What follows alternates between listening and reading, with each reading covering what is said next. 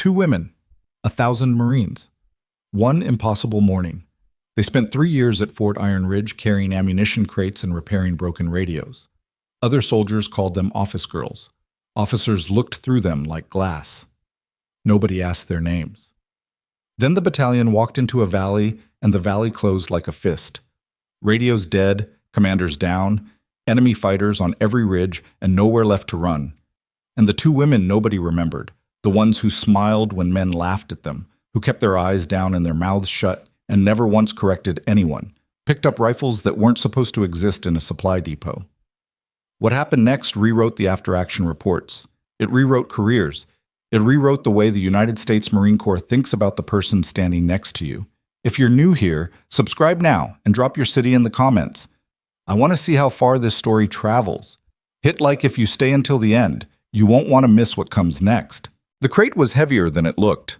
Evelyn Hayes had learned that 3 years ago, and she still made the same mistake every Tuesday. Grabbed it with one hand off the pallet, felt the weight yank her shoulder, then adjusted.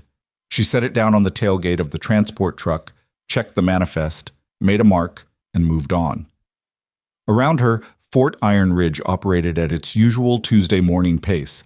Diesel engines idling, boots crunching frozen gravel, someone somewhere arguing about a requisition form that hadn't been filed right. She was 31 years old.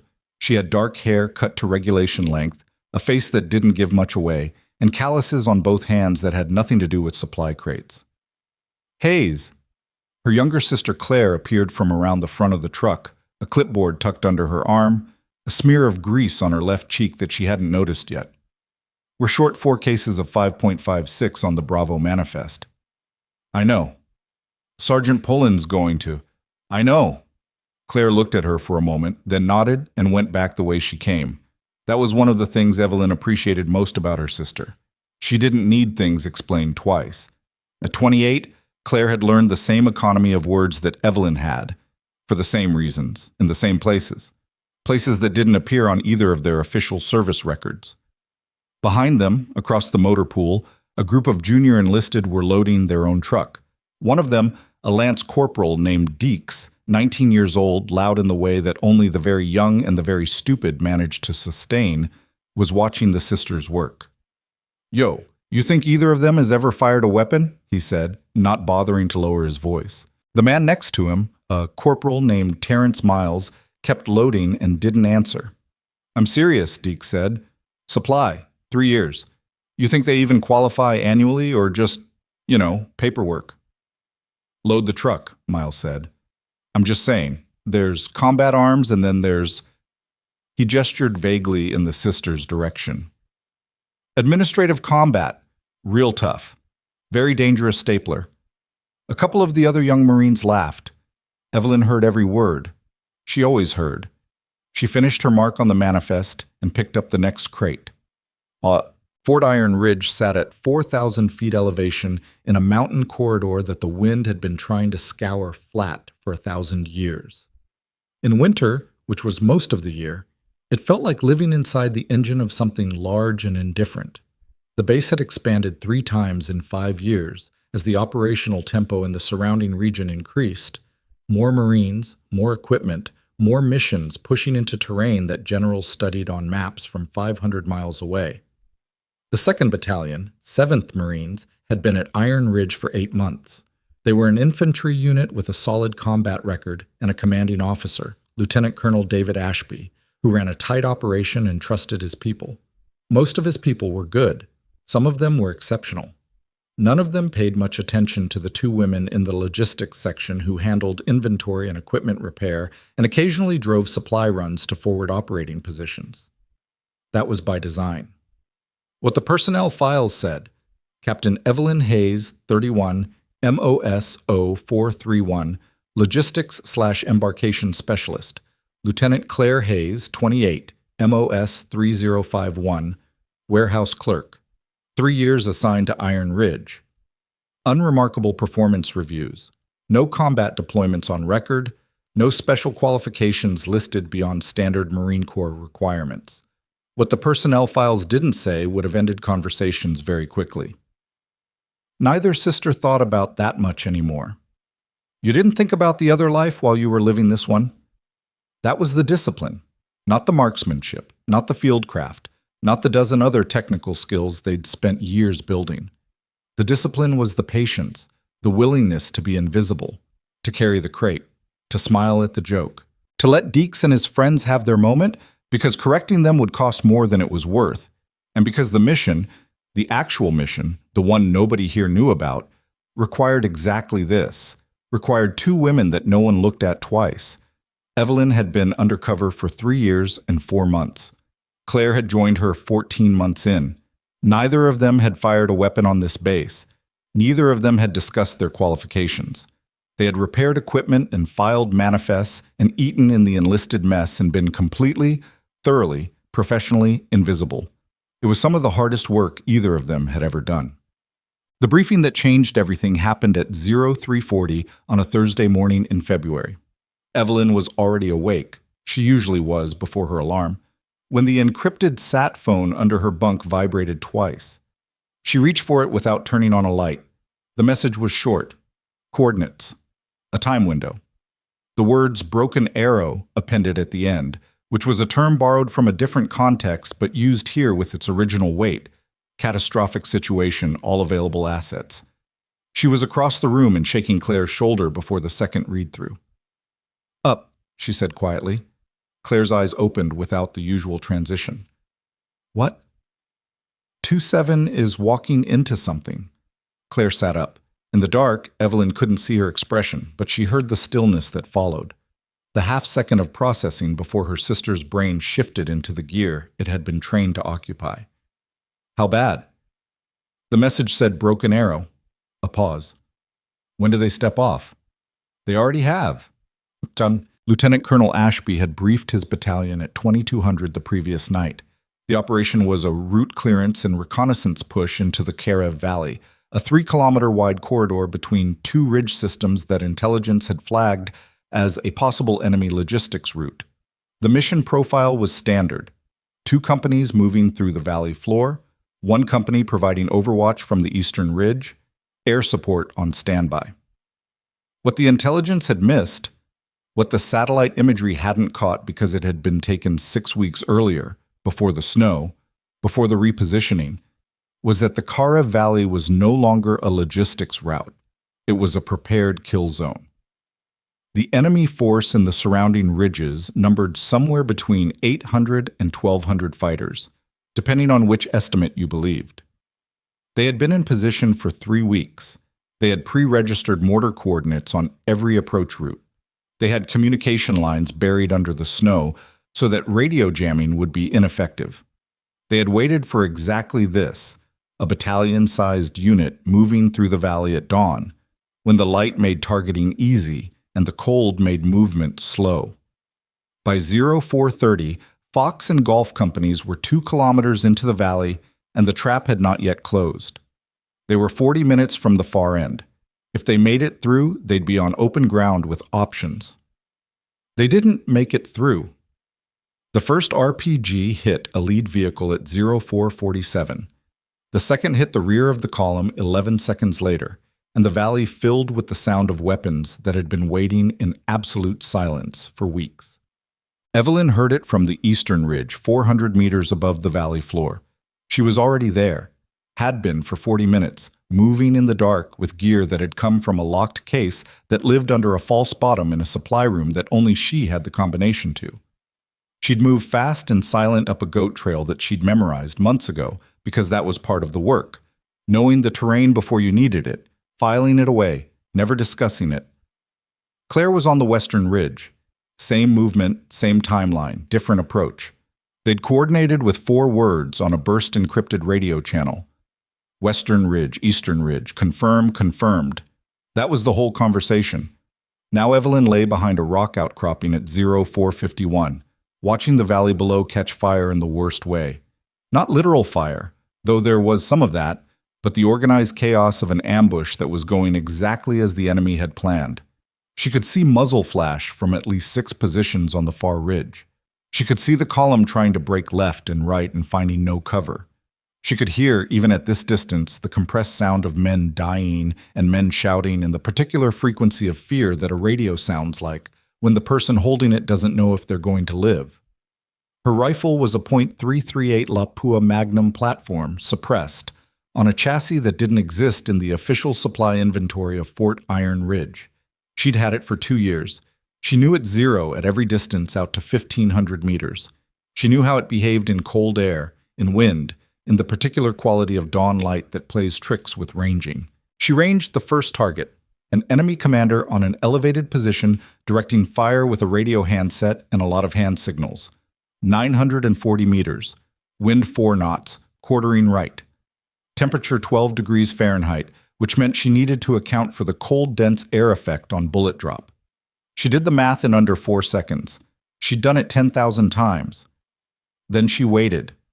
Not because she was afraid, because timing was everything, and because the shot she was about to take needed to land at a specific moment, a moment when the enemy below would not immediately identify the direction of fire, when the confusion would buy seconds, and seconds in a situation like this were what men lived or died by. She found her moment. She pressed the trigger. 942 meters away, the enemy commander dropped mid-sentence. For 3 seconds, nothing happened. The men around him looked at him, looked at each other. Then the second shot came from the western ridge, Claire's shot, a different rifle, a different angle, a different target. And a machine gun crew on a flat ledge above the valley floor simply stopped firing. The effect was immediate and not what Evelyn had expected, which was good. She'd expected confusion. What she got was something closer to terror. The enemy force had planned for a lot of contingencies. They had not planned for fire coming from both ridges simultaneously because they believed they owned both ridges. She was already moving to her secondary position before the echo of Claire's shot had finished rolling through the valley. Down below in the valley, Staff Sergeant Marcus Webb had his back against a burned-out vehicle and was trying to keep 3 Marines from bleeding out while simultaneously trying to raise anyone on the radio. His company commander was down. His platoon commander was down. He was the ranking Marine in his immediate vicinity, and his immediate vicinity was approximately 15 meters of frozen ground with enemy fire coming from 3 directions. Then the machine gun on his left flank stopped. He didn't know why. He looked up at the ridge and saw nothing. Then the commander who'd been directing fire from the elevated position across the valley toppled backward, and Webb heard, faintly, distantly, the crack of a suppressed rifle he couldn't place. "What the hell?" said the Marine next to him, a 19-year-old kid named Portillo with blood on his face that wasn't his. "I don't know," Webb said. "Is that us?" "I don't know." Another shot. Another enemy position went quiet on the eastern ridge 200 meters up, a mortar team that had been dropping rounds with horrifying accuracy. The round stopped. Webb keyed his radio. Any station. This is Fox 2 Actual. We have unknown friendly fire support from the ridge lines. Request identification. Over." Static. Then, after a moment, a woman's voice, calm, unhurried, with a quality that didn't match any sound he'd heard in this valley today. "Fox 2, you have sniper support from Overwatch Alpha and Overwatch Bravo. Hold your positions. We are working the problem. Out." Webb stared at his radio. "Who the hell is Overwatch Alpha?" Portillo said. Webb had no answer. By 0530, the sisters had been on the ridges for 43 minutes, and the dynamic of the battle had shifted in a way that defied simple arithmetic. They had taken down 11 confirmed high-value targets, commanders, radio operators, heavy weapons crew chiefs, the human infrastructure that kept a large ambush force coordinated and lethal. Without those people, the attack had not stopped, but it had slowed and fractured. Units that had been moving in concert were now moving independently, hesitantly, uncertain of where the threat was coming from. An enemy that had believed it controlled the high ground was discovering it did not. Evelyn was on her 4th position when she heard the mortar round land close, closer than the previous ones, which meant they had a rough fix on her general area. She didn't run. Running was how you gave away your position. She moved low and deliberate to a new position she'd already identified, settling behind a boulder that gave her a new angle on the valley without silhouetting her against the sky. Her radio clicked. Claire's voice. "They're adjusting. I've got a spotter team 300 meters below me on the western face." "How many?" "4, moving slow. They don't know exactly where I am." "Can you work around them?" A pause. "Yeah, but I'll need 8 minutes." "Take them." "You good?" Evelyn looked down at the valley. Fox Company was starting to consolidate. She could see Webb, or someone who moved like Webb, organizing a defensive perimeter around the vehicles. Some of the Marines below had gone from sheltering to fighting, which meant the psychological shift was happening, which meant the work on the ridges was having its intended effect. "I'm good," she said. "Move, Peshte." What the enemy didn't know, and what Evelyn understood completely, was that a sniper's greatest weapon isn't accuracy. Accuracy is a given. The weapon is uncertainty. Every shot she fired from a different position created a different data point for the enemy's spotters to triangulate. If those data points were consistent, they'd find her inside 20 minutes. If they were scattered, if every shot seemed to come from a different location on a ridge that covered 2 square kilometers, then she wasn't one sniper. She was a ghost. She was many ghosts. She was a sniper company that didn't exist, populating a ridge with invisible fire from positions that made no tactical sense because no human being could have moved between them that quickly, unless they'd spent months studying that ridge, unless they knew every rock, every drainage, every sight line before the first shot was fired. She moved again, found a new position, ranged a new target, an enemy squad leader reorganizing his men for what looked like a push toward the valley floor. 815 meters. Wind had picked up. 6 knots now, shifting. She adjusted. She waited for the man to stop moving. She pressed the trigger.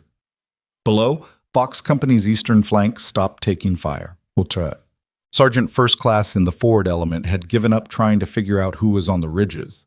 He'd stopped asking questions and started doing what the voice on the radio had told him to do. Hold position, consolidate casualties, maintain suppressive fire on his front. The voice, the woman's voice, unhurried as a Sunday morning, had given him updated targeting information twice, calling out specific positions with grid coordinates accurate enough to feel like someone was reading them off a map they were holding in their hands. He didn't know who she was. He didn't care. In 12 years of service and 3 combat deployments, that voice was the most reassuring sound he'd ever heard in a firefight. And he had no framework for explaining why, except that it sounded like someone who was not afraid. And in that valley on that morning, not afraid was a rare and precious thing. At 0612, the first American armored vehicles appeared at the northern end of the valley. The reinforcements had been diverted from a convoy 40 kilometers out, rerouted after the initial contact report, pushing hard through mountain roads that weren't built for tracked vehicles, arriving 37 minutes ahead of the estimated timeline because the driver of the lead vehicle had decided that the estimated timeline was for people who had time. The enemy force, already fractured, already uncertain, already missing most of its command structure, looked at the armored column entering the valley from the north and made the decision that fractured forces with uncertain leadership make when they see armor. They began to withdraw. It wasn't a rout. It was disciplined enough to be worrying for other reasons. But they withdrew. The valley went quiet in stages, first the heavy weapons, then the small arms, then the mortars, then a silence so complete that Webb, crouched behind his vehicle, thought something had gone wrong with his hearing. He keyed the radio. "Overwatch Alpha, this is Fox 2 Actual. Valley appears clear. What is your status, over?" A pause, long enough that he thought the channel was dead. Then, "Fox 2, Overwatch Alpha is secure. You have approximately 970 personnel accounted for below. Reinforce your northern positions before you consolidate casualties. The withdrawal route they used has a bend at grid Romeo Tango 447 that will look like a rally point from the air. Tell your QRF to check it." Webb wrote down the grid, passed it up the chain. An hour later, the QRF found 43 enemy fighters regrouping at exactly that location. He stared at his notepad for a long time after he got that report. He thought about the voice, the certainty in it, the way it had known things that no one in the valley should have been able to know. He thought about the grid coordinates, which were accurate to within 10 meters. He thought about a lot of things. Then Lieutenant Colonel Ashby's voice came over the command net, tight and controlled, the voice of a man trying very hard not to let what he was feeling enter his tone. All stations, this is 6. I need a full accounting of every asset on those ridges, every unit, every call sign, every individual. I want to know who was up there. The responses came back one by one. Eastern Ridge, no friendly forces confirmed. Western Ridge, no friendly forces confirmed. Air support, negative presence in the area of operations during the engagement window. Special operations coordination, no assets tasked, no assets present. Ashby's voice came back after a long silence, and for the first time, Webb heard something in it that didn't fit the lieutenant colonel's usual register. Say again, all stations. I want to confirm we had no friendly forces on either ridgeline during the engagement? One by one, the answers came back the same. No. No. No. Webb looked up at the eastern ridge, the rock and snow and cold, pale sky. Empty. Completely empty, like it had been all morning, like no one had ever been there. Then who in the hell? Ashby said. And then he stopped himself, and the radio went quiet, and the valley that had been trying to kill them all morning lay still in the thin February light. And the two women nobody had ever noticed were already 300 meters down the back face of their respective ridges, moving quietly through the snow, heading back to a base where supply manifests were waiting and crates needed to be moved, and no one would think to look twice at the logistics clerks who were already at their desks when the shift started. Neither of them had breakfast. There wasn't time. And besides, neither of them was hungry. The work wasn't done yet. It was never done. But the Marines were alive. That was enough for now. The supply room smelled like it always did. Diesel, cold metal, and the particular staleness of air that moved through the same vents year after year without ever really going anywhere. Evelyn set her coffee mug on the corner of the desk and opened the morning inventory log at 0713, same as every other morning, and began checking numbers against the manifest from the previous day's delivery. Her hands were steady. They were always steady. That was the thing people didn't understand about the kind of work she'd done. The stillness wasn't something you switched off afterward. It lived in you, became structural. Claire came in at 0719, jacket zipped to her chin, a red mark on her left cheekbone where she'd caught a rock fragment during her descent. She'd pressed snow against it on the way down, and the swelling was minor. Nobody would look twice. Nobody ever looked twice. Coffee's from yesterday, Evelyn said without looking up. I know.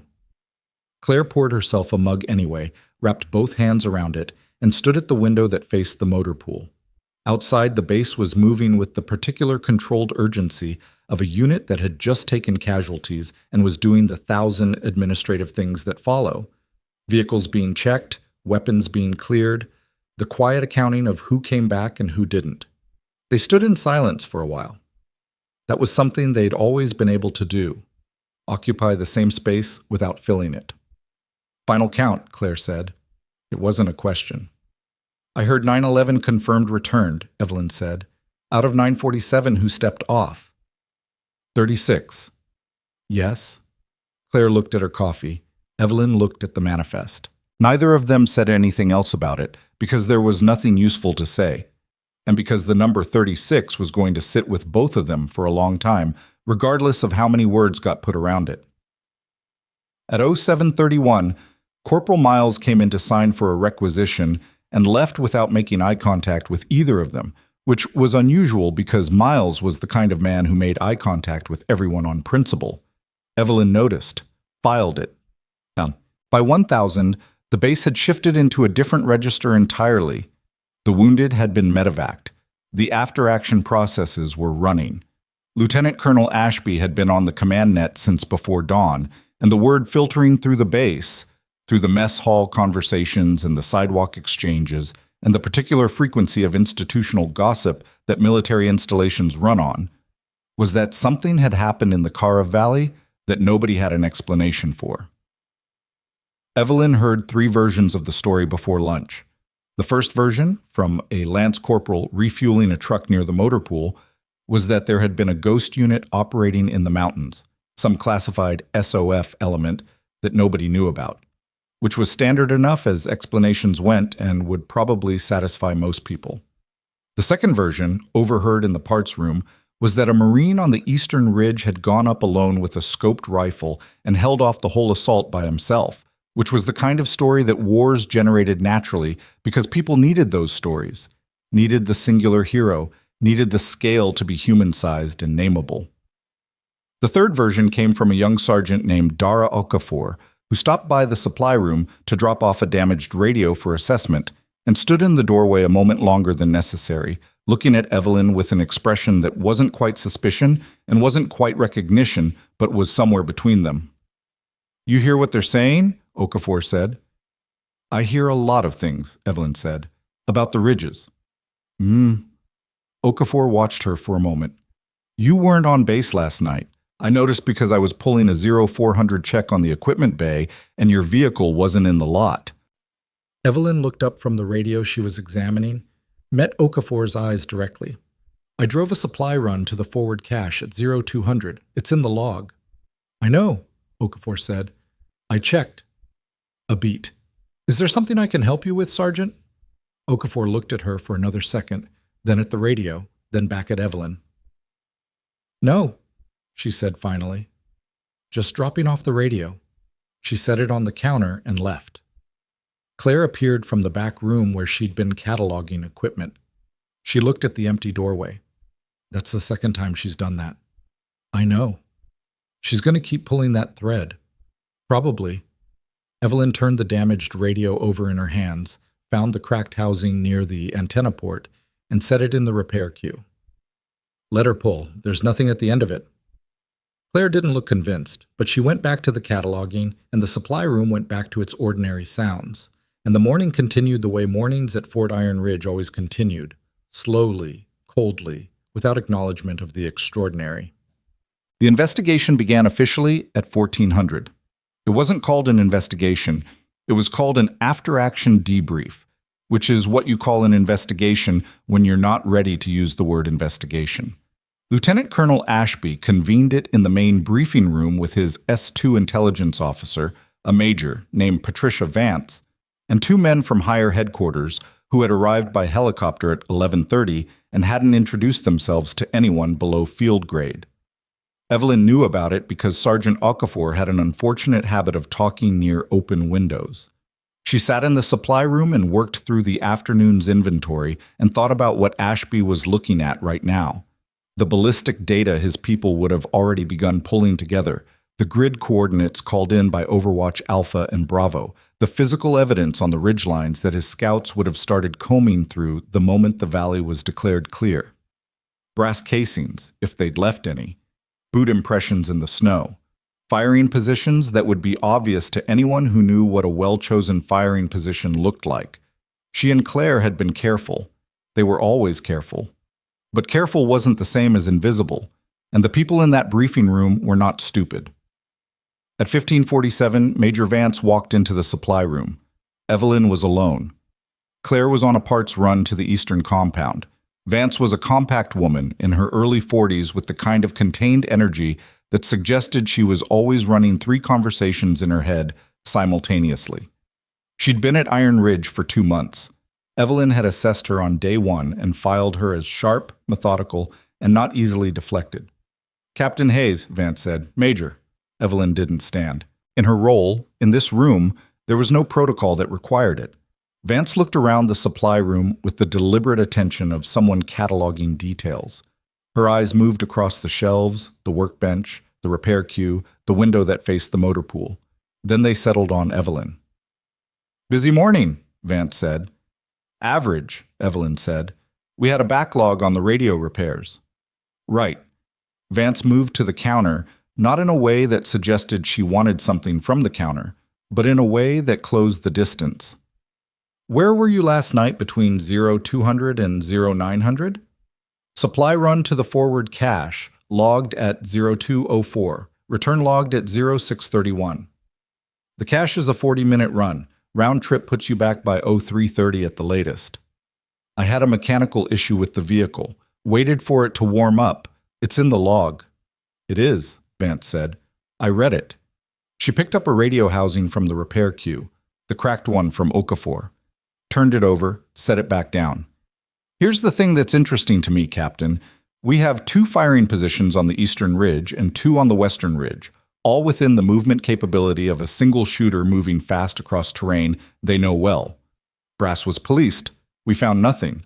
But the positions were used by someone who understood that ridge system in detail, someone who'd studied it. Evelyn kept her face neutral. That's interesting. It is. Also interesting, the call signs used during the engagement, Overwatch Alpha and Overwatch Bravo. Those aren't in our SOF coordination library. They're not in any database we have access to. Ghost unit, Evelyn said. Isn't that what people are saying? People are saying a lot of things. Vance looked at her steadily. The 2 unregistered call signs used female voices. Voice analysis from the recordings puts one of them between 27 and 32 years old and the other between 30 and 36. We have 41 women currently assigned to Fort Iron Ridge. She paused. I've been going through the list. The supply room was very quiet. Outside, a vehicle started and drove away toward the gate. Evelyn held Vance's gaze. That's a lot of work for something that turned out well, she said. The battalion came home. 36 didn't. 36 fewer than it would have been without those ridges. Something moved across Vance's expression. Not quite agreement, not quite concession. You're not asking me who I think it was, she said. It's not my investigation, Major. Another pause. Longer this time. Vance picked up her cover from where she'd set it on the counter, a gesture that said she was leaving, and then didn't leave immediately. You were in the Corps before logistics, she said. Before Iron Ridge. What was your prior MOS? It's in my file. Your file says 0431 from the start. Logistics. Straight through. Then that's what it says. Vance put her cover on. Looked at Evelyn one more time with an expression that Evelyn couldn't fully read. Not frustration, not suspicion, but something that was possibly closer to professional recognition than anything else. Somebody saved a lot of lives this morning, she said. I'd like to thank them properly. If you find them, Evelyn said, I'm sure they'd appreciate that. Vance left. Evelyn listened to her footsteps cross the gravel outside, waited until she heard a door open and close across the motor pool, and then sat still for a moment with her hands flat on the counter. Her heart rate was 62. She knew without checking. She picked up the cracked radio housing and went back to work. Claire came back from the parts run at 16:30 with a bruise developing under the red mark on her cheekbone and a look on her face that Evelyn recognized as her thinking look. Mouth slightly compressed, eyes moving slightly left of center. Vance talked to me, she said. She talked to me too. She's smart. Yes. Smarter than we planned for. Evelyn considered this. It was a fair point. When they'd done their assessment of Iron Ridge's intelligence capability before the operation, they'd rated it at a certain level. Vance had arrived 2 months later and raised that level considerably. That was a variable they hadn't fully adjusted for. What did you tell her? Evelyn asked. Same as you, probably. Supply run. Mechanical delay. The log supports it. She knows the timing doesn't add up. She knows the timing is suspicious, Claire said. That's different. Suspicious and provable are different things. She set down the parts she'd been carrying, a collection of antenna components and cable assemblies, and leaned against the workbench. The base of her neck had a tension in it that Evelyn recognized because she had the same tension in her own neck. How long do you think we have? Before she finds something she can take to Ashby? Before she finds something that ends the operation? Evelyn thought about it honestly. 3 days. Maybe 4 if she hits a classified wall on one of our file requests. And the operation timeline? 2 weeks minimum. Maybe 3. Claire looked at the ceiling, which was her version of working through something she didn't like. That's a problem. I know. We need to tell, I know. Eve, I said I know. Evelyn rubbed the back of her neck, then stopped herself because it was a tell she'd been working to eliminate for years and still hadn't fully beaten. I'll make contact tonight. We'll see what they say. Claire nodded. picked up the antenna components and started sorting them with the mechanical focus that meant she was done talking about something and was thinking about it instead, which was exactly what Evelyn was doing too, just without the antenna components. The encrypted contact happened at 21:30 from a vehicle parked in a maintenance bay with the engine running to cover any sound that might carry. The conversation lasted 4 minutes and 30 seconds, and what came back on the other end was not what Evelyn had expected. She'd expected to be told to hold, to maintain cover, to let Vance's investigation run its course while keeping their profiles as flat as possible. Instead, the voice on the other end told her two things. The first was that the withdrawal they'd observed from the Karev Valley had not been a retreat. It had been a repositioning. The enemy force had pulled back to a staging area 17 kilometers northeast, at a location that put it within assault range of 3 separate military installations, one of which was Fort Iron Ridge itself. The intelligence that had drawn the 2nd Battalion into the Karev Valley, the logistics route hypothesis, had been a deliberate fabrication, a piece of strategic deception designed to draw American forces into a kill zone while a second, larger operation was put in motion elsewhere. The Karev Valley ambush had not been the main effort, it had been the diversion. The second thing the voice told her was that the window for the follow-on attack was estimated at 48 to 72 hours, and that the classified unit tasked with interdicting the staging area was currently non-operational due to casualties sustained in a different theater. There was a pause after that. Evelyn understood what it meant without it being said. "What's the authorization level?" she asked. The voice told her. She sat with that for a moment. It was higher than anything she'd operated under in 3 years. It was in fact the highest operational authorization she'd ever personally received, which meant this had gone up the chain far enough that people with stars on their collars were involved, and people with stars on their collars being involved meant that the situation had crossed from difficult into something else. "My asset," she said. "Same parameters?" "Your discretion, Captain." "Timeline for support?" "None confirmed. You're the support." She looked at the maintenance bay wall, a grease stain in the rough shape of a bird, a calendar from 2 years ago that no one had taken down. She thought about the 36. "Understood," she said. "Out." She didn't sleep. She didn't try. She spent the night hours at the desk in the supply room with the door locked, and a topographical map of the area northeast of the Karev Valley spread across the surface. The map had no markings on it because she'd studied it without marking it, the same way she'd studied the ridge system. Through repetition, through the patient work of memorizing terrain until it was as familiar as a room she lived in. The staging area the voice had described was in a river basin flanked by 2 ridge systems lower than the Karev ridges, but more densely forested. There were 3 viable approach routes. 2 of them were obvious. One of them required crossing 600 meters of exposed ground in daylight, which was the kind of approach that experienced defenders wouldn't expect because experienced defenders knew that anyone with any sense would use the other 2. She found the route she would use, memorized it. Then she thought about Vance and Ashby and the investigation that was somewhere between suspicious and provable, and she thought about the 48 to 72-hour window, and she thought about the fact that if the staging area launched its operation before she could reach a position to do anything about it, the damage to the installations in range would be catastrophic. She was still thinking about all of that at 0400 when a knock came at the supply room door. She folded the map into a pocket before she answered it. It was Sergeant Webb. She recognized him from the valley. She'd been watching him through a scope for most of the morning, had watched him organize the defensive perimeter around the vehicles, had watched him hold 3 Marines together under fire with what appeared to be equal parts competence and stubborn refusal to acknowledge the obvious. Up close, he was bigger than he'd looked through glass. He had dried blood on his sleeve that wasn't his, a split lip that probably was, and the particular look in his eyes that men get after days that changed the definition of bad. He stood in the doorway and looked at her for a moment without saying anything. "Sergeant," she said, Captain Hayes." His voice was even, but there was something working underneath it. "I know it was you." The supply room was very quiet. "I don't know what you mean," she said. "Yes, you do."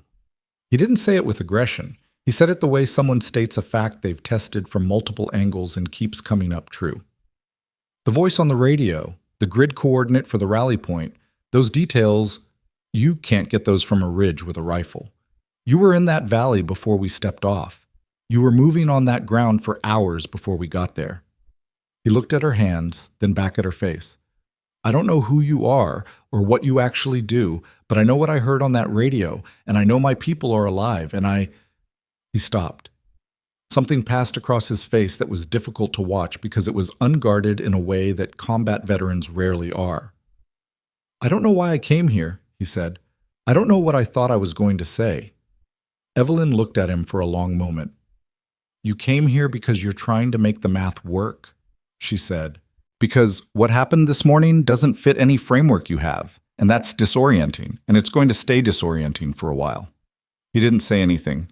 Go get some sleep, Sergeant. I don't think I can. I know. Do it anyway. She held his gaze. Your people need you functional tomorrow. Whatever else is going on, they need you functional. He stood there another moment. Then he nodded once, the kind of nod that doesn't mean agreement so much as acknowledgement, and he turned and walked back across the gravel toward the barracks. Evelyn watched him go. She turned back to the supply room and the locked desk and the folded map in her pocket and the 48 to 72-hour window that was already, by her count, down to 41.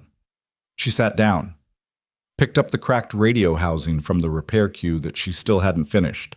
Then the door opened again without a knock, and Major Vance walked in, and she was not alone. The two men from the helicopter were with her, and they were not the kind of men who introduced themselves to anyone below field grade, and the way they came through the door, one taking the left side of the room, one staying near the entrance, was a movement pattern Evelyn recognized because she had used it herself many times in rooms where the person they were coming for didn't know they were coming. She set down the radio housing. Captain Hayes, Vance said. Her voice was level, professional, and carried the specific weight of someone who has built a case to the point where they're confident enough to act on it. We need you to come with us. Evelyn looked at the three of them. She looked at the door. She looked at the clock on the wall, 0411, and did the math again. 41 hours, maybe less, and somewhere northeast of the Karev Valley, in a river basin with 3 approach routes, an enemy force was finishing its preparations for something that nobody at Fort Iron Ridge knew was coming. She thought about standing up, about how that would go and what options it opened or closed. She thought about the folded map in her pocket and what happened if this room became the place where the next 40 hours were spent explaining things that couldn't be explained without ending the operation entirely. She thought about the 36. She looked at Vance and the 2 men and the door, and she made a decision that she was not entirely certain was the right one. She stood up. All right, she said. Continue. The room they put her in was not a cell. That was the first thing Evelyn noted. It was a conference room on the 2nd floor of the headquarters building, the one used for classified briefings, which meant they'd cleared it for this purpose, which meant this had been planned before Vance walked through the supply room door. That told her something. The 2 men from the helicopter sat across the table. Vance stood near the window. A recording device sat in the center of the table, small and gray and already running. One of the men, late 40s, a stillness about him that spoke of long practice at exactly this kind of room, opened a folder and set it flat without looking at it. Captain Hayes, he said, my name is Carver. That's all you need? All right, Evelyn said. You understand why you're here. You think I was on the ridge? We know you were on the ridge, Vance said from the window. Her voice carried the particular flatness of someone who has stopped theorizing and moved into stating. We matched the voice recordings, both call signs. Your voice, Lieutenant Hayes' voice. We have a partial boot impression on the eastern firing position that matches your size. We have a brass casing we almost missed because it had rolled into a rock crack, .338 Lapua, which is not a caliber in our inventory here. She paused. We have enough. Evelyn looked at the recording device. Then why are we talking? The second man, younger, harder around the eyes, hadn't spoken yet, slid a photograph across the table. It was a satellite image, high resolution, time-stamped 14 hours ago. A river basin, 3 approach routes, a concentration of vehicles and personnel that, At the scale of the image, looked like a small city. Evelyn looked at it for 3 seconds, then looked up. "You already know about the staging area," she said. "We've known for 6 hours," Carver said. "We've been trying to figure out what to do about it for 5.5. And the unit that was tasked is not available." He said it without inflection. "We have a 48-hour window before that force moves, possibly less. The last satellite pass 2 hours ago showed increased vehicle activity consistent with pre-movement preparation. We may be looking at 36 hours. We may be looking at less than that." The room was quiet. Somewhere below, a vehicle crossed the gravel lot. "What do you want from me?" Evelyn said. Carver looked at her steadily. "We want to know what you can do." "You pulled my file." "Your file says you're a logistics specialist." "Then that's what it says." "Captain." His voice didn't change, but something in the room did. "I've been in this work for 22 years. I've read a lot of files, and I've spent the last 5 hours looking at ballistic data from the Cara Valley engagement that describes a standard of precision shooting that I have personally seen performed by exactly 4 people in that time, and 3 of them are currently unavailable." He let that sit. "So I'll ask you again, what can you do?" Evelyn looked at the satellite photograph, at the river basin, at the 3 approach routes she'd already mapped in her head 12 hours ago, before Vance had walked through her door, before any of this had become a conference room conversation. She thought about the window, 36 hours, maybe less, and the installations in range of that staging area, one of which was this base, this building, this room. She thought about Webb's face in the supply room doorway, the dried blood on his sleeve. She made the same decision she'd made when she stood up from the chair, the one she wasn't entirely certain about. "Tell me your air support situation," she said. It took 40 minutes to get Claire into the room. They'd had her in a separate space, a smaller office down the hall, another man Evelyn hadn't seen before keeping her company in the way that wasn't quite custody, but was adjacent to it. When Claire came through the conference room door and saw Evelyn at the table with the satellite photograph and the recording device in Carver's open folder, she stopped for half a second before continuing to the chair beside her sister and sitting down. She looked at the photograph, looked at Evelyn. "How long have they had this?" she said. 6 hours. Claire looked at Carver. "And your operational asset?" "Unavailable." She nodded once, looked at the photograph again. The river basin. The vehicles. 36 hours? "Our current estimate," Vance said. "Could be shorter." Claire was quiet for a moment. Evelyn watched her work through it. Not the tactical problem. That part was fast. That part was probably done in the first 10 seconds. But the other part, the calculation that was harder and took longer and didn't get easier with practice. What it costs. Who pays it? "The approach route off the northern ridge," Claire said finally. "The exposed crossing." "Yes," Evelyn said. "They won't expect it." "No?" "It's also 600 meters of open ground." "I know." "In daylight?" "Probably, yes." Claire looked at the photograph one more time, then pushed it back toward Carver. "What do you have for us?" she said. But what they had was less than Evelyn would have liked, and more than she'd expected given the timeline. 2 rifles, their own, retrieved from the supply room cache, which meant Vance had found the false bottom, which meant Vance was better than Evelyn had rated her. 3 days of food and water. Radio equipment upgraded from what they'd been using. Military-grade encryption on a frequency that wouldn't show up on any scanner the enemy in that basin was likely to have. A vehicle that would get them 12 kilometers northeast before the terrain became impassable. An air support on standby.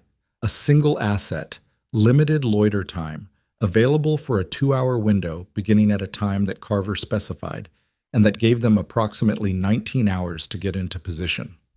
It wasn't enough. It was also what existed. Ashby was brought in at 0530.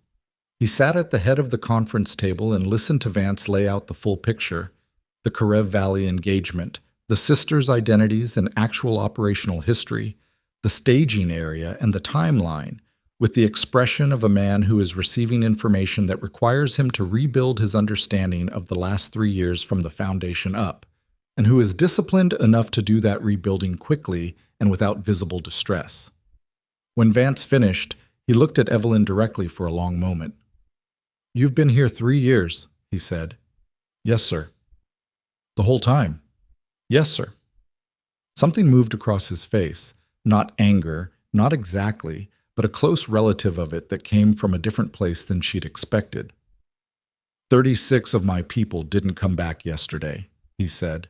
"If the picture you're describing is accurate, if that valley was a diversion, then the operation those 36 died in was a deliberate deception designed to clear the board for what's sitting in that basin right now." "Yes, sir.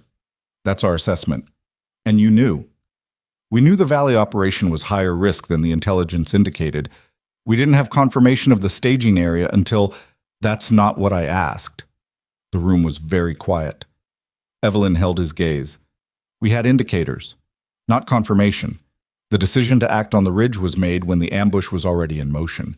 There was no timeline in which informing your command would have changed what happened in that valley." Ashby looked at her for a long time. Then he looked at Carver. Then he looked at the satellite photograph, which was still on the table between them. "What do you need from me?" he said. His voice had changed, still controlled, but something underneath it had resolved into a direction. "Keep your base on standard readiness," Evelyn said. "Don't elevate posture. If that staging area has any eyes on Iron Ridge, a change in status tells them their timeline has been compromised. And if your operation fails?" She didn't hesitate. "Then elevate everything you have and get your people into hardened positions, because you'll have roughly 4 hours before they move." He nodded slowly. "And if it succeeds?"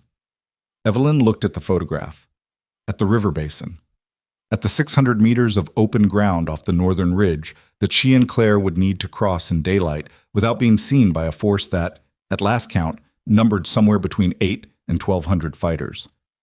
"Then we'll see," she said. Tink. They left Iron Ridge at 0611 in a vehicle that had been signed out under a maintenance run to a forward cache, because that was the only cover story that had worked once and would therefore work again for at least this one additional use. Vance had signed the paperwork herself. Evelyn didn't know what to make of that, and didn't spend time trying.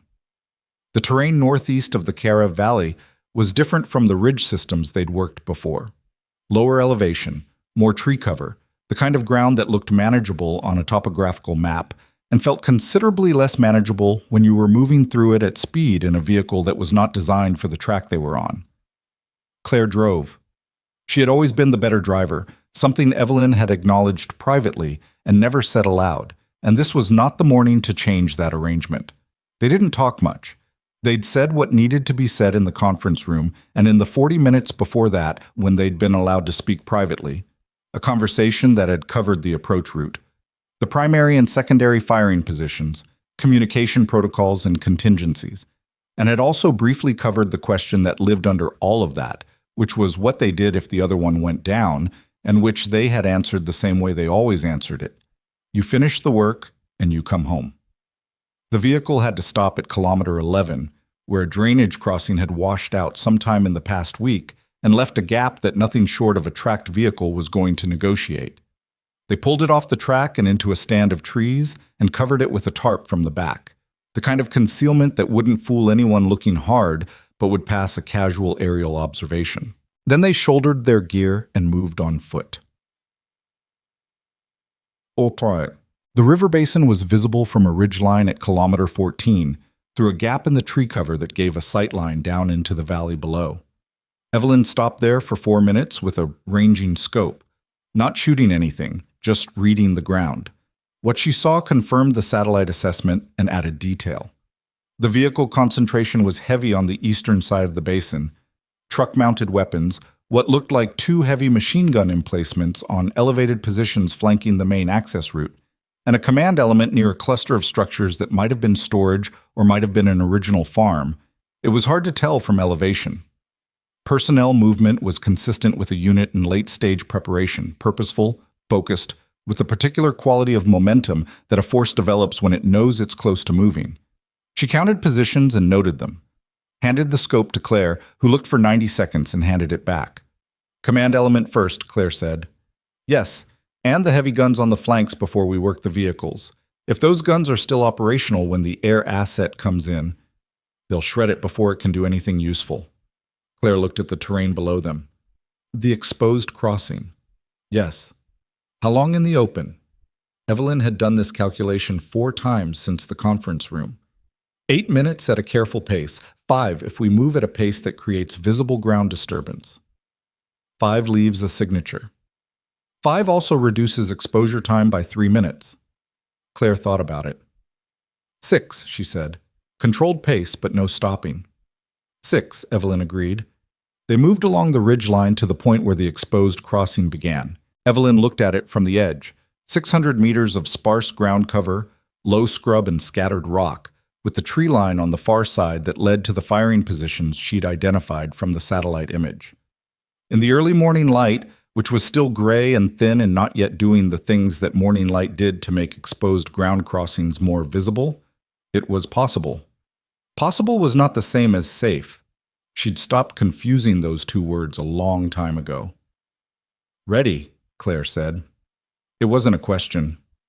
Go, chum. They were 300 meters into the crossing when the wind shifted. It was a small thing, an atmospheric adjustment, the kind that happened 100 times a day in mountain terrain, but it carried something on it, a sound, distant and mechanical, the specific frequency of a rotor system. And both sisters stopped moving at exactly the same moment without coordinating it, because that was what years of operating together produced, a shared sensory vocabulary that ran faster than language. Evelyn looked northeast. Above the ridgeline on the far side of the basin, a helicopter was running at low altitude, moving parallel to the valley floor, and it was not one of theirs. Observation platform, Claire said quietly, moving east. Evelyn watched it. The rotor sound was steady, not hovering, not maneuvering, just transiting. They're not looking at the crossing. Not yet. The helicopter continued its transit and disappeared behind the eastern ridge. The sound diminished. Neither sister moved for another 15 seconds, counting the time it would take for any observer in that aircraft to report a sighting and for that report to reach someone who could act on it. 15 seconds. 20. Go, Evelyn said. They went. The firing positions were exactly where the satellite image had suggested. 2 natural depressions in the terrain at the tree line, separated by 80 meters, each offering a clear sightline down into the basin at angles that would allow intersecting fields of fire on the command element and both flanking gun positions. Evelyn settled into the left position. Claire took the right. They had 12 minutes before the air assets window opened, which meant 12 minutes to eliminate the specific targets that would make the air asset effective and survivable. And the targets had to fall in a specific order because the order mattered. Wrong order. And the command element responded before the gun positions were down, or the gun positions responded before the command element was disrupted. And either way, the timing collapsed.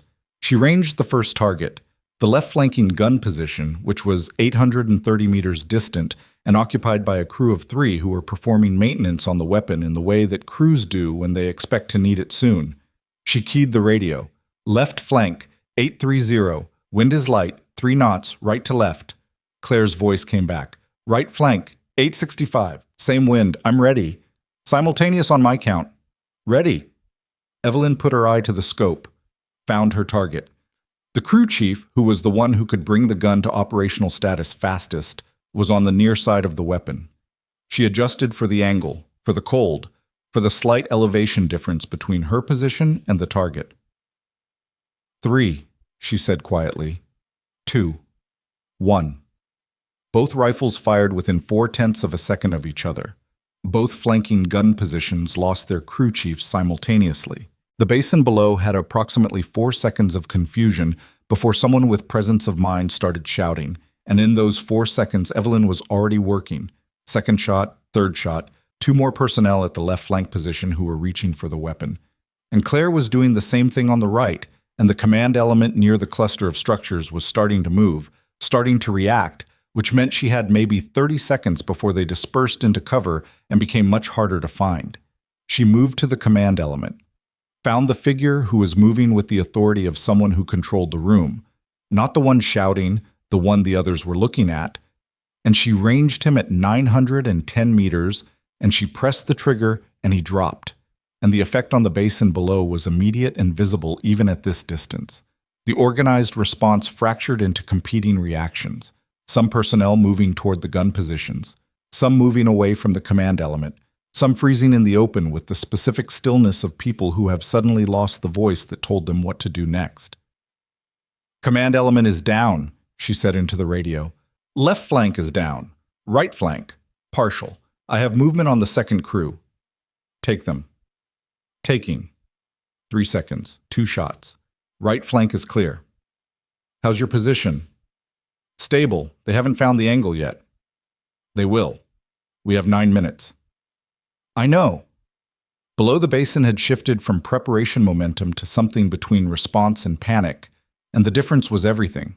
A force in preparation momentum was dangerous in the specific organized way that a loaded weapon pointed at a known target is dangerous. A force in fractured response was dangerous in a different, less predictable way, and less predictable was worse in some circumstances and better in others, and in this circumstance it was better because it bought the air asset time. She keyed the radio to the frequency Carver had given her. "Overwatch Alpha to Air 1. Flanking positions are down. Command element is disrupted. You have a window." The response came back in a voice she didn't recognize, flat and professional. "Air 1 copies. Inbound. 4 minutes. Copy 4 minutes?" She switched back to the sister frequency. 4 minutes. "I heard." "They're going to find us before then." "Probably." A pause. "The vehicles are starting to move." Evelyn looked through the scope. Claire was right. In the confusion following the command element's collapse, some of the vehicle operators had made an individual decision to move, which was the instinct of self-preservation overriding unit discipline, and vehicles moving were vehicles that weren't where the air asset expected them to be. "Which direction?" she said. "North and west, splitting. They're trying to disperse before air arrives. If they disperse far enough, they lose the coherence of the operation." Evelyn thought fast. The ones going north are heading toward Iron Ridge. That's the main effort. "How many vehicles?" She counted. 7, maybe 8. "I can't—" "Wait." She looked again. 8, and they're moving faster now. 8 vehicles with mounted weapons could still hit Iron Ridge even without the rest of the force. "I know." She keyed Carver's frequency. "Overwatch Alpha to Air 1. You have vehicle dispersal in progress. North moving element of 8 vehicles is your priority. They are the operational threat. Remainder of force is secondary." A pause. Then, "Air 1 copies. Adjusting approach vector. We can address the north element, but not the primary staging area in the same pass." "North element first," Evelyn said. "We'll handle what's left." She heard Claire, quietly, on the sister frequency. "Handle what's left with what?" Evelyn looked at the staging area below.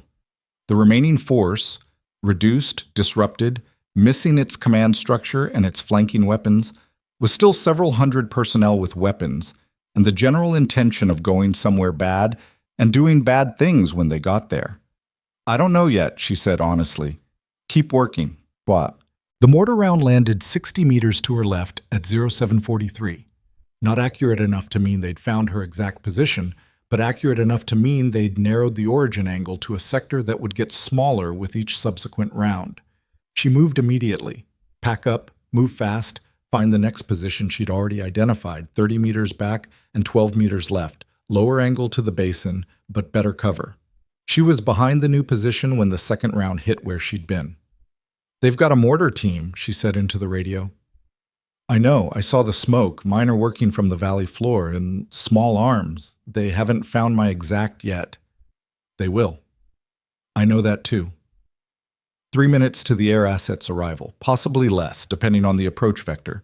She found a new sight line, ranged the mortar position, 700 meters, slightly downhill, crew of 4 behind a rock wall that gave them protection from the valley floor but not from elevation, and she worked it in 2 shots and the mortar stopped. A different mortar started 40 seconds later from a position 200 meters east of the first. She thought, they have more than one.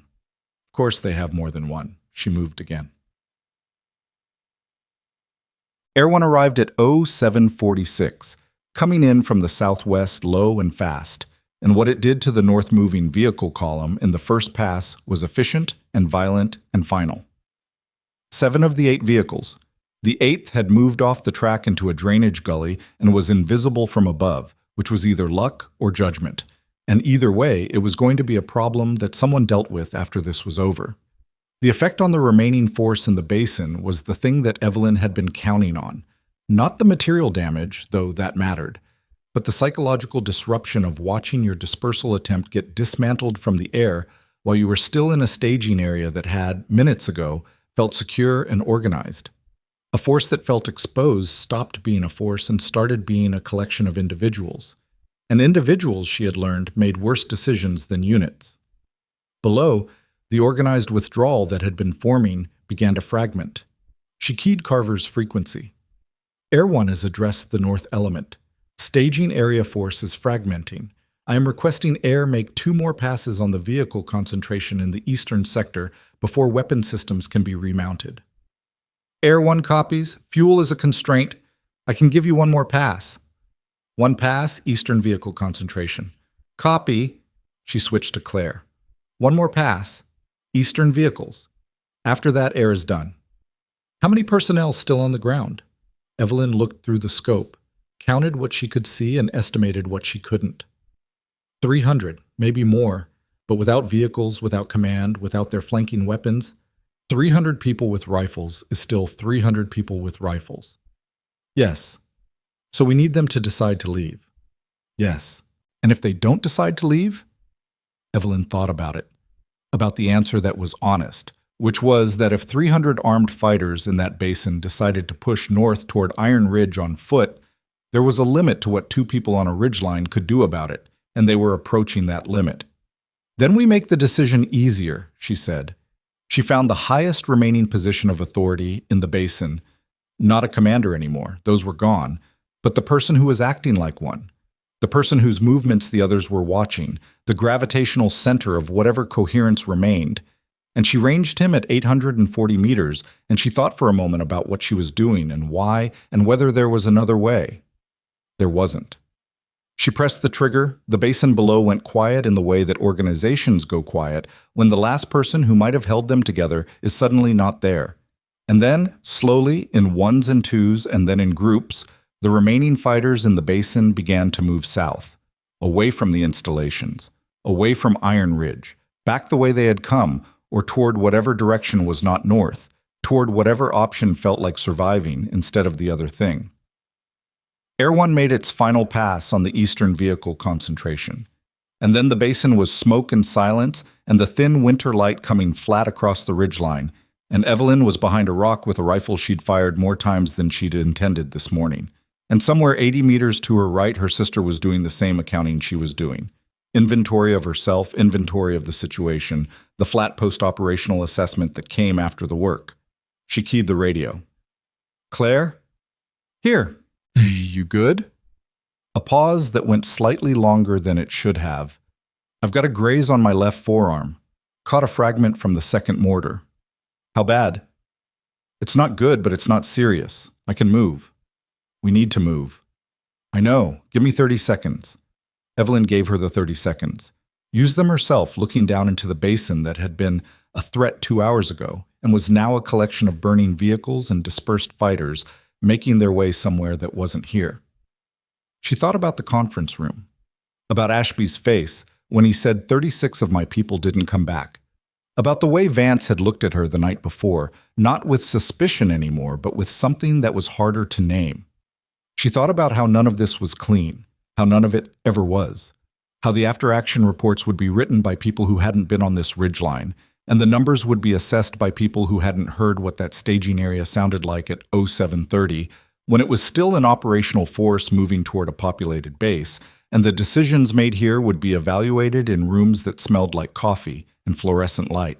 And all of that was fine. All of that was how it worked. Okay, Claire said. Moving. North face down to the vehicle, Evelyn said. Slow and careful. Watch your arm. Stop mothering me. I'll stop when you stop getting grazed by mortar fragments. A sound on the radio that might have been a short, exhausted, almost laugh. Deal. Evelyn shouldered her rifle and began moving down the north face of the ridge, through the trees that smelled like cold pine and gunpowder, and the particular stillness of ground where something significant has just happened and the landscape hasn't caught up to it yet. The basin behind her was quiet. Fort Iron Ridge was 11 kilometers south. The vehicle was where they'd left it, covered with a tarp in a stand of trees, ordinary and unremarkable, the kind of thing nobody looked at twice.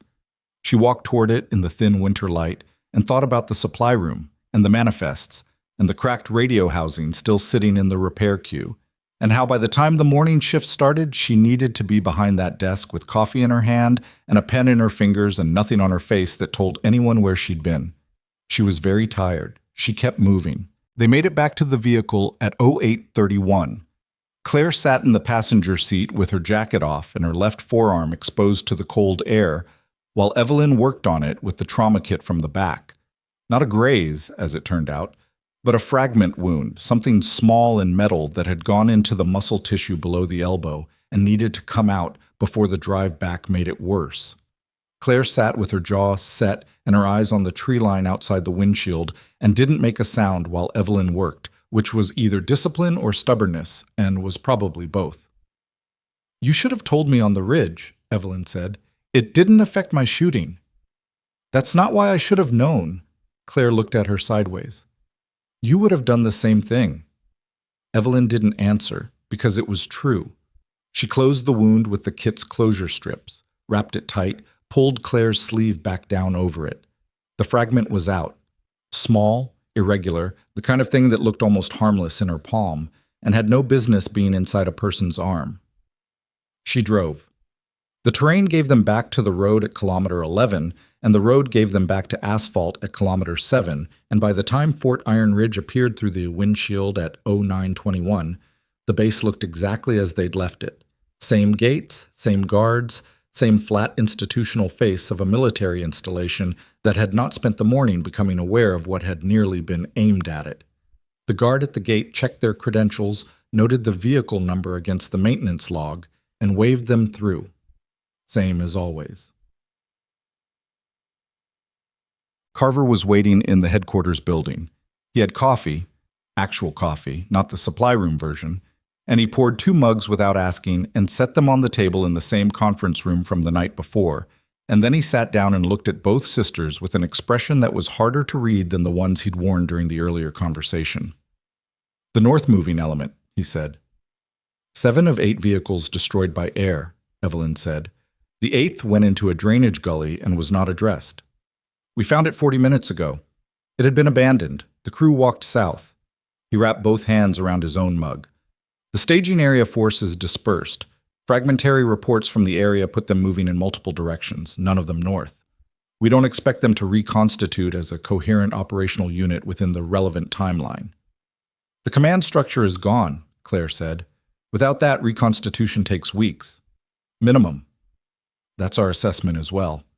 He looked at Claire's arm, at the slight stiffness in the way she held it, the way she hadn't taken her jacket off. "You need a medic." "I need a medic who doesn't file a report," Claire said. Carver looked at her for a moment. "I'll arrange it." He picked up his phone and made a call that lasted 30 seconds, and then he set the phone down and looked at both sisters again with the expression that Evelyn had been trying to read since he walked in. She placed it now. It was the expression of a man who is professionally obligated to debrief an operation and personally aware that the normal frameworks for that process don't apply to what he's looking at. "Walk me through the basin," he said. They did. Evelyn laid it out in sequence: approach, crossing, positions, target priority, air coordination, the mortar teams, the dispersal. And Claire added detail where her angle had been different, corrected twice where Evelyn's count had been off, and the whole accounting took 22 minutes and produced a narrative that Carver wrote nothing down during because he was recording it, which they both knew and nobody mentioned. When they finished, he was quiet for a moment. "The 8th vehicle," he said. "The one that went into the gully." "We didn't have air coverage, and we were managing the ridge positions," Evelyn said. "It was a gap." "I'm not criticizing. I'm noting it for the record." He looked at her. "The record, by the way, is going to be the interesting part of the next several days." I assumed. There are people at a level above mine who are going to want to know how two logistics specialists coordinated an unsupported interdiction operation that prevented a multi-vector attack on 3 military installations with 1 air asset and 2 rifles. We're not logistics specialists, Claire said. No, Carver said. You're not. He stood up, went to the window, looked out at the base below. The classified unit that was supposed to handle the staging area, they're good people. They were just in the wrong place. When I tell you we had no other option, I mean that as a statement of operational fact, not an apology. We know, Evelyn said. I want to make sure you know that I know it. He turned back from the window. What you did this morning was not in your tasked mission parameters. You exceeded your operational authorization by a significant margin. There are people who will look at that as a problem. And the people whose base is still standing, Claire said, they'll look at it differently. He sat back down. The debrief with General Howell is scheduled for tomorrow morning. His staff, my staff, Ashby, Vance, full picture. He looked at Evelyn. I need to know if there's anything in the operation that's going to complicate that conversation. Evelyn thought about it honestly. The fragment Claire took. If the wound report doesn't match the cover story on the vehicle log, I'm handling the wound report. Then no, the operation is clean. Carver nodded. Something in his posture shifted. Not relaxation, but resolution. The quality of a man who has made a decision and stopped deliberating. Get some rest, he said. The debrief is at 0800. Evelyn stood up. Claire stood more carefully, favoring the arm. They were at the door when Carver spoke again. Captain Hayes. She looked back. The grid coordinate you called in during the Valley engagement, for the rally point. He held her gaze. That level of terrain analysis, at that hour, under those conditions, that's not something you develop from studying a map. He paused. How long had you been on that ground? She looked at him for a moment. Long enough, she said. Okay. Ashby found her at 1400. She was in the supply room where she had been since 1100, because the supply room was where she was supposed to be, and because doing the ordinary work of the ordinary day was the most effective way to let the morning become something that had happened rather than something that was still happening. She'd finished the radio repair. She'd reconciled the morning manifest. She was working on a parts requisition that was 2 days overdue when the door opened and Ashby came in and closed it behind him. He stood near the door for a moment. He was in his service uniform, which meant he'd come from somewhere official, and he had the look of a man who had been carrying something for several hours and had not yet found the right place to set it down. Sir, Evelyn said. He pulled a chair from against the wall and sat in it, which surprised her. She'd expected him to stay standing, the way senior officers usually did when they came to say something they'd already decided to say. The chair meant he hadn't decided yet. Vance briefed me this morning, he said. Full picture. Your actual MOS, your deployment history, the operation you've been running here. He looked at the supply room, the shelves, the workbench, the repair queue, all of it, with an expression that was working through something. 3 years. Yes, sir. I've worked with a lot of people in this building. I've shared a mess hall with you and your sister for 8 months. He stopped. I had no idea. That was the requirement. I understand the requirement. He said it without edge. I understand it professionally. I'm telling you that personally, it's... He stopped again, and the silence that followed was the kind that came from a man choosing words carefully, not because he was hiding something, but because he was trying to be accurate. Strange, he said finally. It's strange to find out that 2 people you thought you knew were something else entirely. We weren't something else, Evelyn said. We were both things. The logistics work was real, the repairs were real. We did the job. I know you did.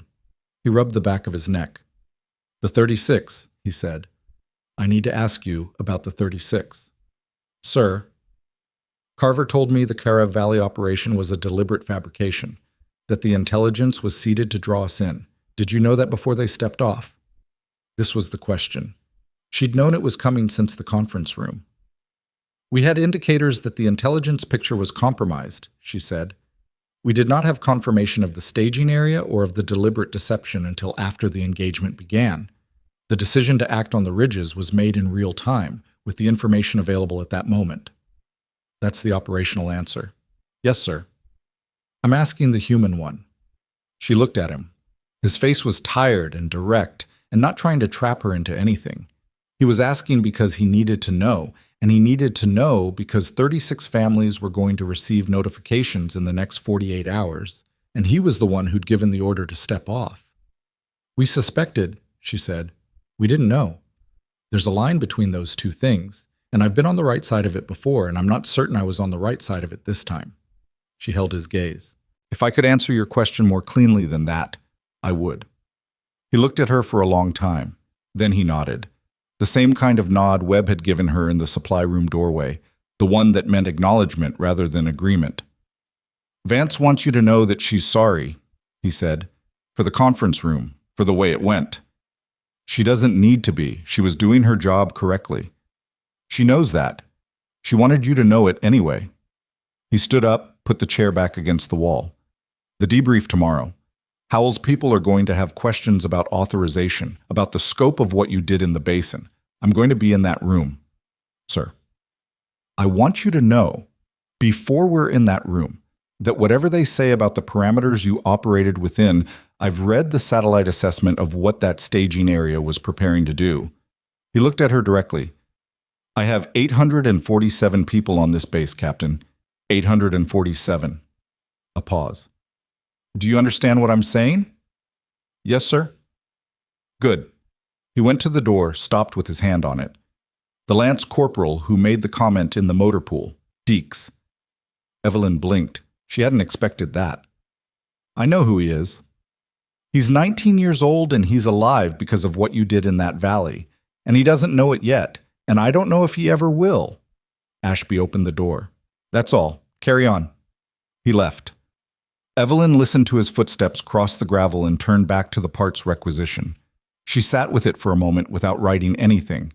Then she picked up the pen. Spardakim. The debrief with General Howell began at 800 the following morning and ran for 3 hours and 40 minutes. Howell was a 2-star, compact, and precise, with the manner of a man who had been making consequential decisions for so long that the process had become metabolic. He had 3 staff officers with him, one of whom took notes throughout and never looked up from her legal pad. Carver was present. Vance was present. Ashby sat at the far end of the table. The 2 men from the helicopter were not in the room. Evelyn and Claire sat side by side. Claire had her arm in a light compression sleeve under her jacket. She'd been seen by the medic Carver had arranged, and the wound was clean and would heal cleanly, and the report existed only where Carver had put it, which was not in the standard medical record system. Howell began not with the basin operation, but with the Karev Valley. He went through it in systematic order: the intelligence failure, the ambush, the response from the ridges, the aftermath. His questions were specific and showed that he had read everything available before walking into the room, which Evelyn respected. The rally point coordinate, he said, passed to Fox 2 actual during the engagement. Grid Romeo Tango 447. 43 enemy fighters found there by QRF. He looked at her. How did you know? Terrain analysis, she said. The withdrawal route they used had one logical consolidation point within a defensible distance. Anyone who'd studied that ground would have identified it. You'd studied that ground. For 3 years, sir. Yes. He wrote something. The decision to act in the basin, walk me through it. She did. He let her finish without interrupting, which was unusual in her experience of general officers. You exceeded your operational authorization, he said when she finished. Not as an accusation, as a statement that required response. Yes, sir. You were tasked for intelligence collection and cover maintenance. You were not tasked for interdiction. The tasked unit was unavailable. The window was closing. The threat to Iron Ridge and the adjacent installations was direct and time-sensitive. She kept her voice level. I made the decision that the situation required. And if the decision had gone wrong, it didn't. Captain, his voice carried a light warning. If it had gone wrong, she looked at him, then I would be accountable for it. I'm accountable for it either way. The outcomes don't change the accountability, they just change the consequences. She paused. I'm prepared for the consequences, sir. Whatever they are. Howell looked at her for a moment. Then he looked at Carver, then at Ashby, then back at her. He had the expression of a man arranging information into a structure that would have to stand up to scrutiny from people even further up the chain and who was determining whether the structure was sound. The 847 personnel at Fort Iron Ridge, he said. The two adjacent installations. Combined personnel count of approximately 1,400.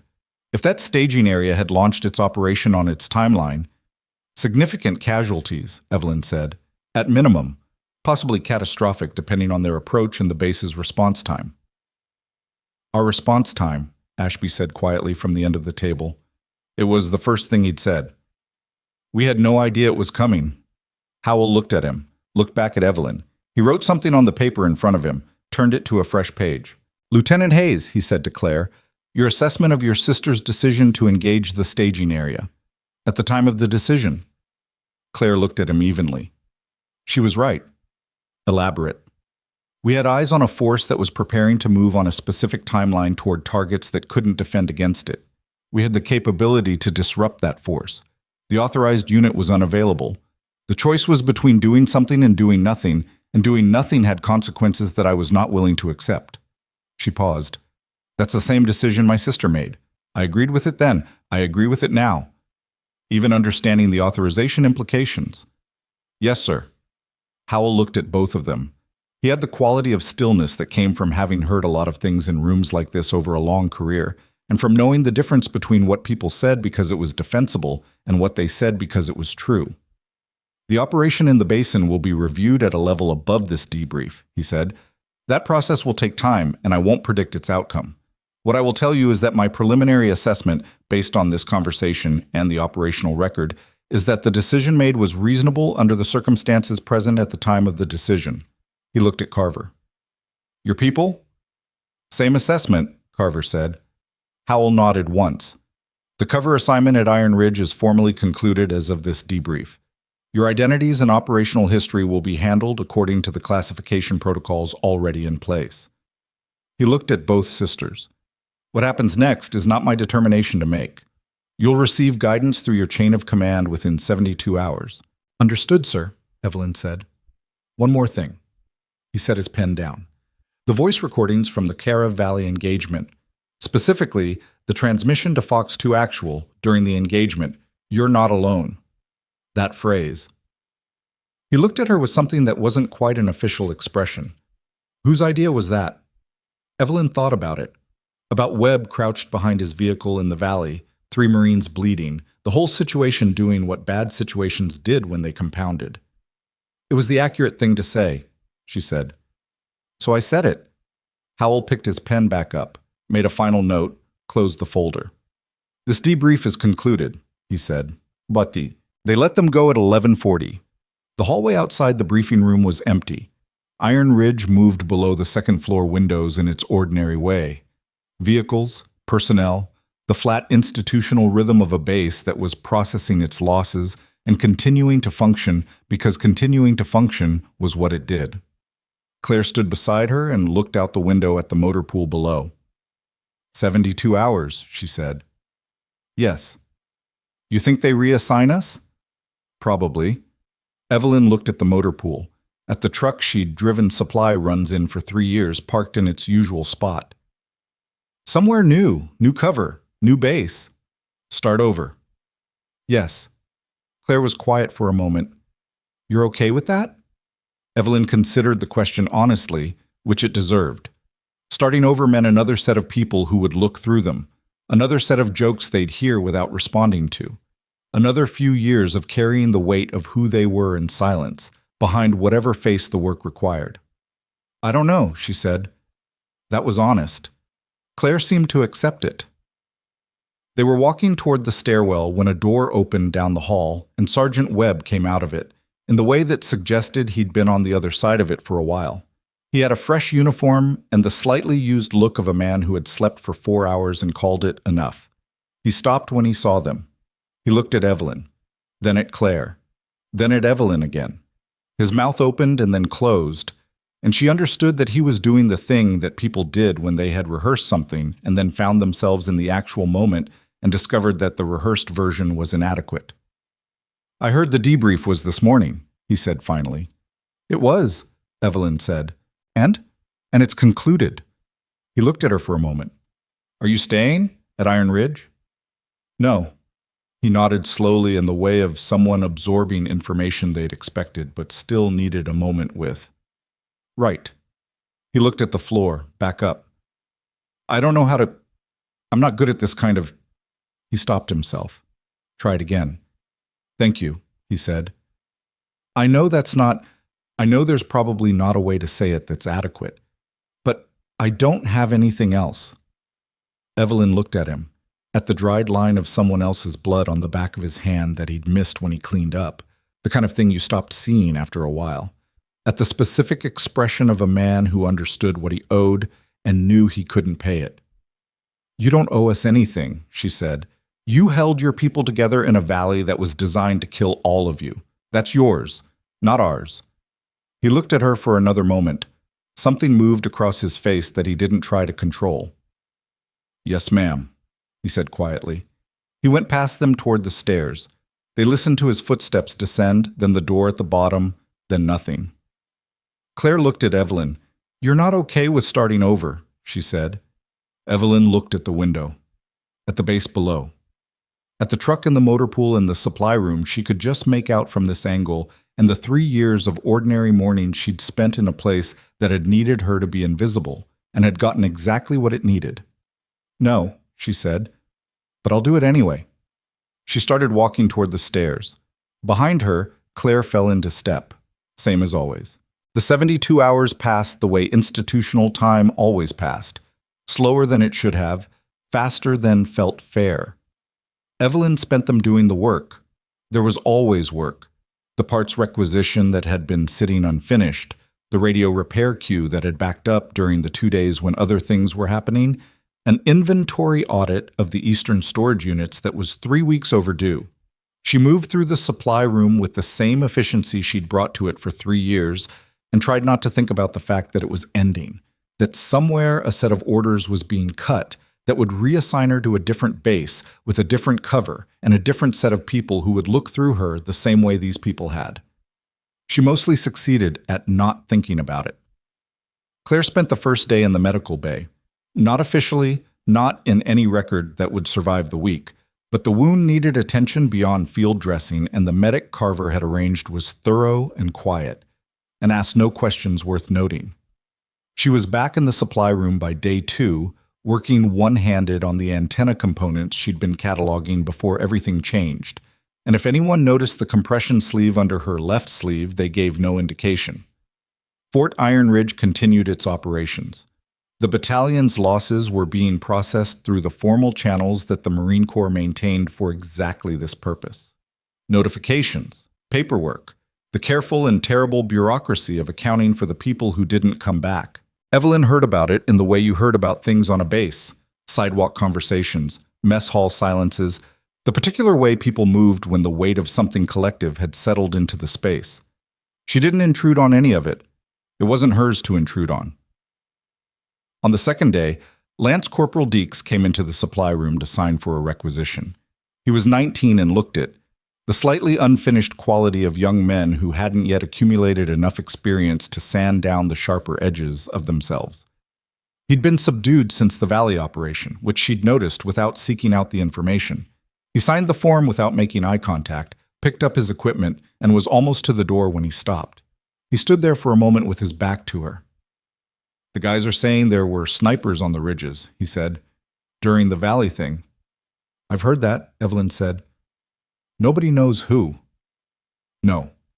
He turned around. He had the specific expression of someone who has been carrying a thought for a while and hasn't found the right place to put it down. "My buddy Portillo was down there. He said it was a woman's voice on the radio, the one that told them where to hold." Evelyn looked at him steadily. "Portillo okay?"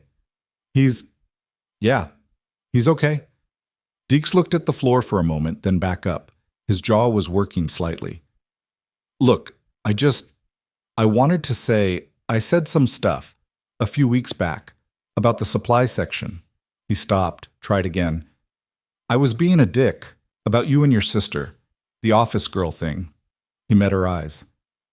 I'm sorry. I don't know if you heard it, but I'm sorry. Evelyn looked at him. At the 19-year-old in front of her who was doing something that 19-year-olds found difficult, which was acknowledging that they'd been wrong without being asked to. Apology accepted, she said. He nodded. Something in his posture changed, not relief exactly, but the release of a tension he'd been carrying. Okay, he said. Thanks. He went to the door, stopped again. The voice on the radio, he said. Whoever it was, I hope someone said thank you. I'm sure someone did, Evelyn said. He left. She turned back to the requisition she was processing and sat with the quiet for a moment before she continued. The orders came on the morning of the third day, not through the standard personnel system. They arrived via Carver, who appeared in the supply room at 0900 with a sealed envelope and the particular energy of someone carrying news that they haven't fully processed themselves. He set the envelope on the counter and looked at Evelyn. Before you open that, he said, I want to tell you something. All right. General Howell's preliminary assessment went up the chain. The review of the basin operation, the authorization question. He paused. The determination came back this morning, no adverse finding. The decision to engage was assessed as operationally justified given the circumstances, the available intelligence, and the unavailability of tasked assets. Evelyn looked at the envelope. And the cover assignment? Concluded with commendation, both of you. He said it without fanfare, just stating it. The 3 years here will be reflected in your operational records. The specific nature of the assignment remains classified, but the record of service is clean and complete. She nodded. There's one more thing, he said, and this one isn't in the envelope. He looked at her with an expression she hadn't seen from him before. Something slightly less official than everything else he'd given her in this room. Howell asked me to tell you directly. He reviewed the Kara Valley engagement in full, the voice recordings, the grid coordinate, the tactical decisions made on the ridges in real time. He stopped. He used the word exemplary. That's a specific word for him. He doesn't use it often. Evelyn picked up the envelope. Tell him I said thank you, she said. She opened it. Back. She read it twice. Then she set it on the counter and went to find Claire. Claire was in the back of the supply room where the antenna components lived, still working through them with one good arm and the particular focused patience that she brought to tasks she found useful but not interesting. Evelyn stood in the doorway. Read it, she said, and handed her the envelope. Claire read it again, looked up. That's not a reassignment, she said. No. That's a choice. Yes. Claire held the paper and looked at it for a moment longer. The orders were unusual, not a standard reassignment to a new cover position at a new base, but something else. Something that had clearly been put together quickly, and at a level that required authorization Carver didn't ordinarily have. It offered two options. The first was what they'd expected: new cover, new assignment, continuation of the work they'd been doing for the past several years under different conditions at a different location. The second was something that had never been offered to either of them before. A unit assignment, actual unit assignment, with their real identities attached, their actual MOS reflecting what they actually were, in a special operations component that was being rebuilt after the casualties that had left the staging area without an interdiction asset in the first place. No more cover, no more supply rooms, no more carrying crates while other people looked through them. Claire set the paper down on the workbench, looked at the antenna components, looked at the paper, looked at Evelyn. What do you want to do? She said. It was the right question, because it was the question neither of them had been asked in a long time. The work had always answered it for them. This is what the mission requires. This is what the situation demands. This is the decision that needs to be made, and here's the person who needs to make it. The work didn't leave much room for what do you want. Evelyn looked around the back room. The organized shelves, the repair queue, the 3 years of effort that had been invisible by design and effective by the same measure. She thought about what it had cost to be invisible for that long, not the tactical cost that she understood and had accepted, but the other cost, the one that accumulated in small daily deposits and didn't reveal its total until you sat still long enough to add it up. She thought about Webb's face, about Ashby's voice when he said 847 people, about Deeks, 19 years old, standing in the supply room doorway, trying to apologize for something he didn't fully understand, which was the most honest thing she'd seen a person do in months.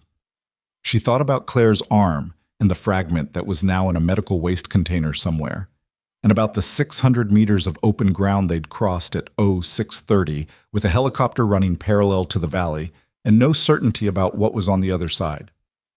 "I want to stop pretending to be something I'm not," she said. Claire looked at her for a moment. "That's the first time you've said that out loud." "I know." "You mean it?" "Yes." Claire picked up the paper and looked at it one more time with the same expression she'd had on the ridge. Mouth slightly compressed, eyes slightly left of center, working through it. "The unit they're rebuilding," she said. "It's the one that was supposed to hit the staging area." "Yes." "The one that was unavailable." "Yes." "So we'd be filling a gap that we created by doing what they couldn't do." Evelyn looked at her. "Is that a problem?" Claire set the paper down, picked up an antenna cable, and resumed cataloging. "No," she said. "I just wanted to say it out loud so we both understood what we were stepping into." "Understood," Evelyn said. "Okay." Claire set the cable down. "Okay? Then yes."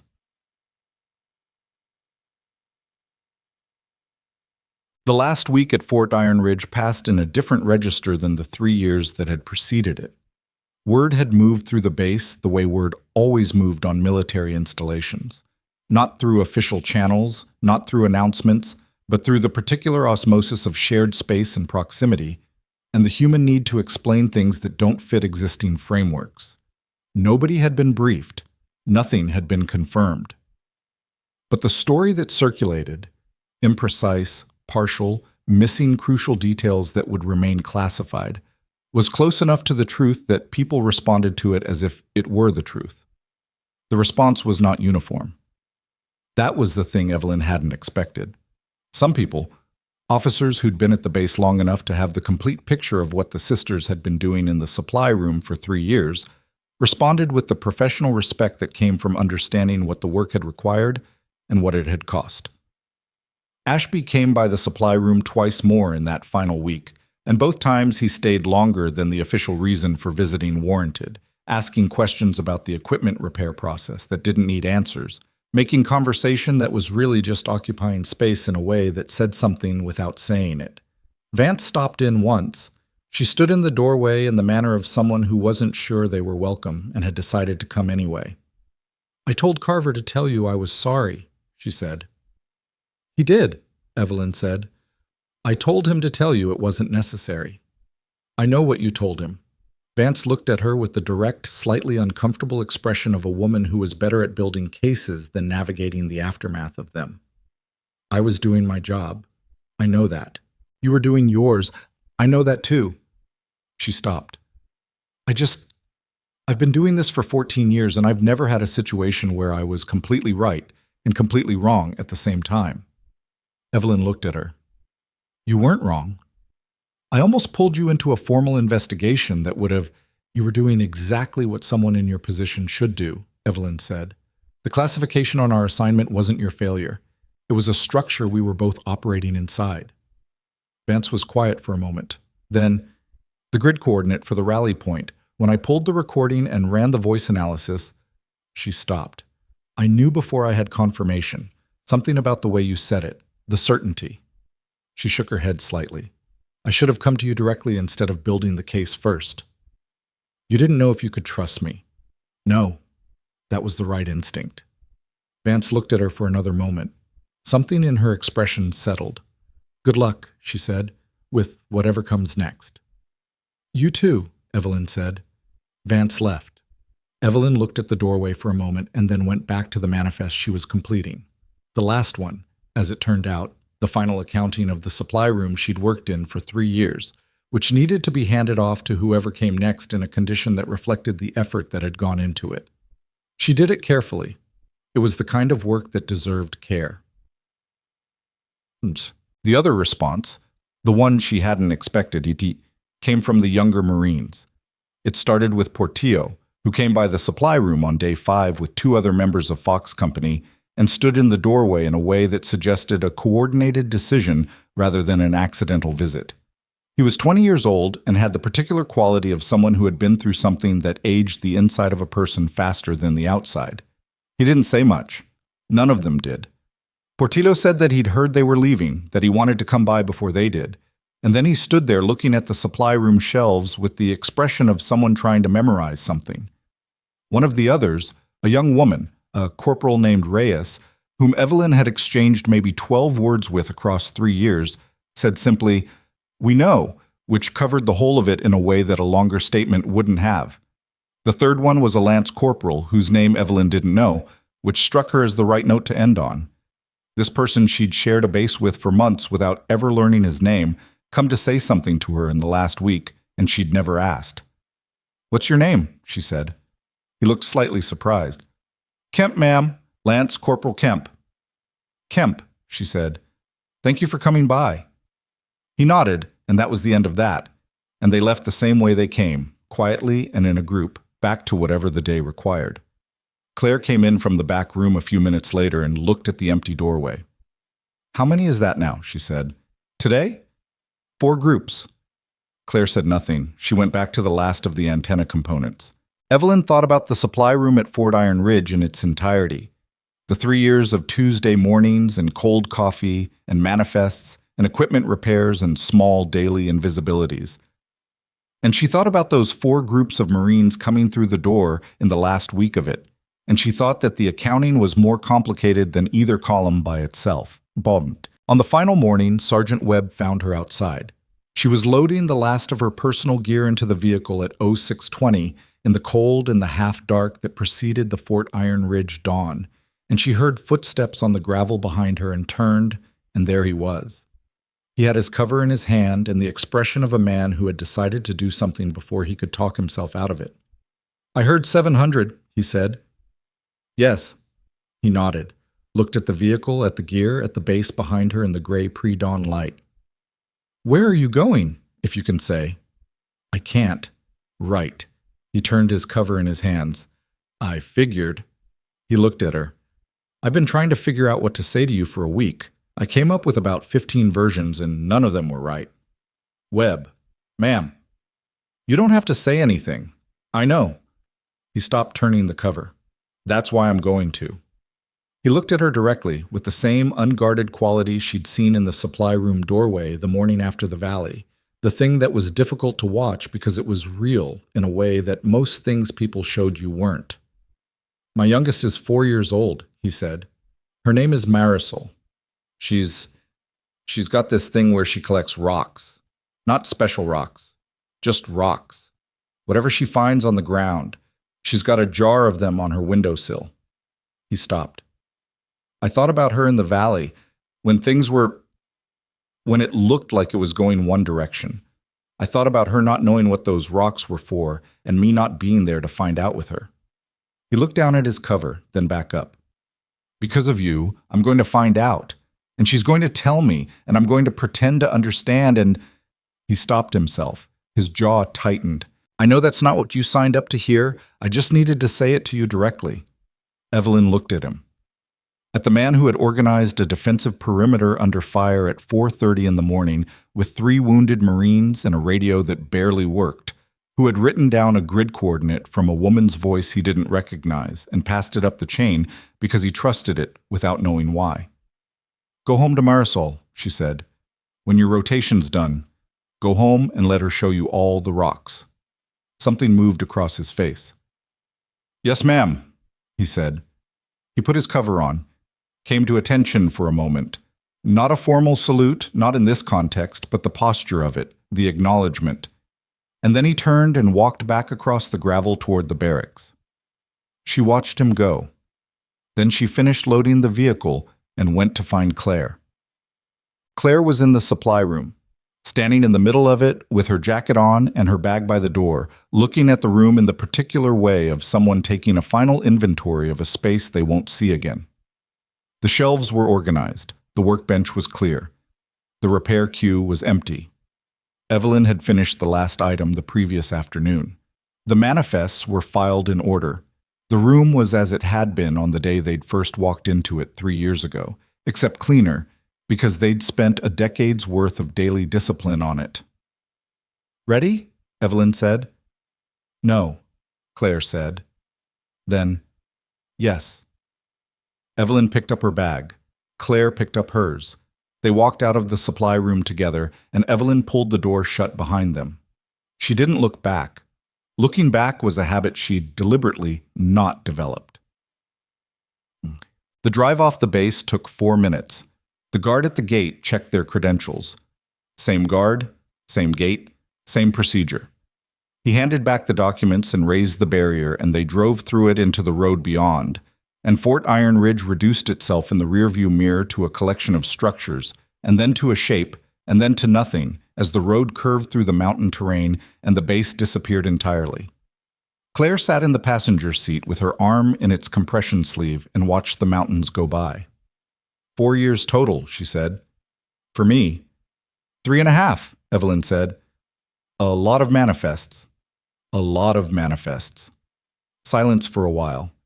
The road climbed, and the air outside the windows was the particular quality of February mountain air, clear and cold, and carrying nothing in it except the smell of rock and snow.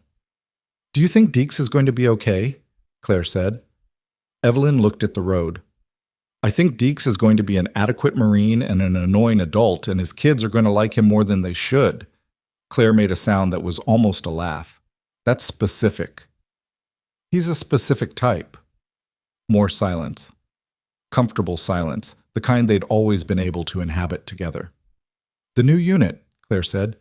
"You know who's going to be in charge of us?" "Yes." "You've read the file." "I've read the file." "And?" Evelyn considered.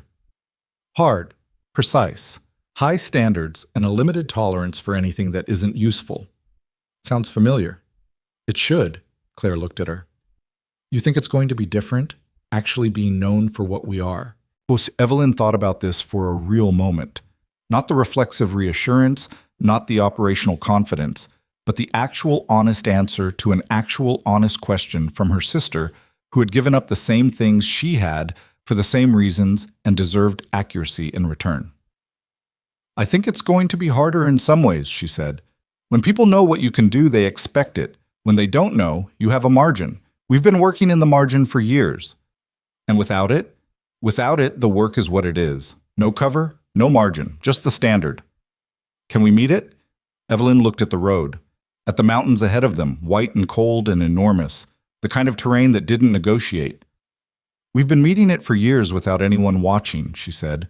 "Shouldn't be harder with an audience." Claire looked at the mountains. "Shouldn't be," she agreed. "Won't be easier either." "No." They drove for a while in silence. "Ev," Claire said. "Hmm." "I'm glad you called me in." Evelyn looked at the road. "Which time?" 14 months in, when you needed a second shooter. Evelyn thought about that morning, 4 years ago for Claire. 3.5 for her. The phone call from a hotel room in a different state. The brief. The decision. The flight that Claire had taken without complaining or asking for more information than she was given. The supply room she'd walked into without knowing what 3 years of it would cost, or what it would look like on the back end. "I'm glad you said yes," Evelyn said. Claire nodded once, turned back to the mountains. They drove. The new assignment was a facility that didn't appear on public maps, in a region that the classified documentation referred to by a grid designation rather than a place name. They arrived in the early afternoon, having stopped once for fuel and twice for nothing in particular. Just to stand outside in the cold air for a few minutes, the kind of break that wasn't in any operational guideline, but that both of them needed without discussing the need. The facility was smaller than Iron Ridge, more purposeful feeling, which was a quality that bases acquired when everyone in them knew what the work was. No motor pools full of people who didn't know each other's actual jobs, no mess hall conversations that had to be edited in real time, no lance corporals making jokes about office girls, just the work. Finally, just the work. The officer who met them at the gate was a major named Tran, who had the compact efficiency of someone who didn't waste words and had concluded long ago that most conversations could be completed in half the time people took for them. She checked their credentials, looked at both sisters with the direct assessment of a person evaluating an asset rather than greeting a visitor, and handed back the documents. "I read the operational record," she said. "Both of you." "Ma'am," Evelyn said, "the Karev Valley engagement, the basin interdiction." She looked at Claire's arm briefly. "Fragment wound." "Healing," Claire said. "Good. We don't have time for it not to be." She turned and walked toward the main building. "I'll show you your workspace. Briefing is at 0600 tomorrow. You'll want to read the current operational file tonight. It's on the desk in your quarters. Don't lose sleep over the methodology questions. We'll cover those in the brief." "Yes, ma'am," Evelyn said. Tran stopped walking and turned back. She had an expression that was hard to classify. Not warm exactly, not its opposite either. Something in the register of professional recognition. The look of one person who understood a specific kind of work, acknowledging two others who understood it by different routes. "For the record," she said, "the unit you're joining, the people in it, they know what happened at the staging area. They know that the tasked asset was unavailable, and they know what stepped in." She paused.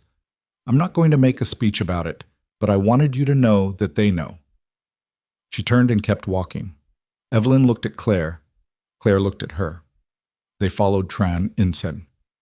The workspace was a room with 2 desks, 2 chairs, good lighting, and a window that faced east.